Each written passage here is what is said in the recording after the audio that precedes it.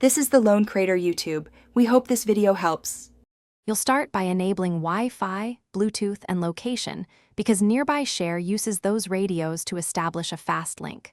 Open the photo, video, or file you want to send and tap the share icon. Once done, pick Nearby Share or Quick Share from the Android share sheet.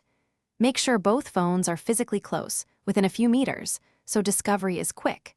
You're initiating the handshake now. The sender will start advertising, and the receiver must be ready to accept the incoming connection.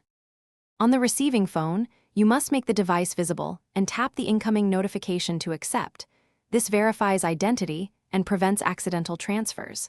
Once you see the sender's device name or profile image, tap it to connect and make sure both phones show matching prompts.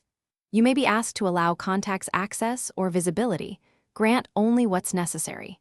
This step establishes a secure peer-to-peer link for the actual file transfer, so wait for the confirmation tone or on-screen ready indicator. After confirming the transfer begins, watch the progress bar and keep both screens unlocked until it completes, because locks can pause or cancel the session.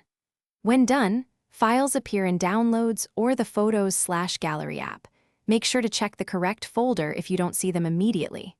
If the transfer stalls, toggle Wi-Fi and Bluetooth off and on, or briefly enable airplane mode and disable it to reset radios.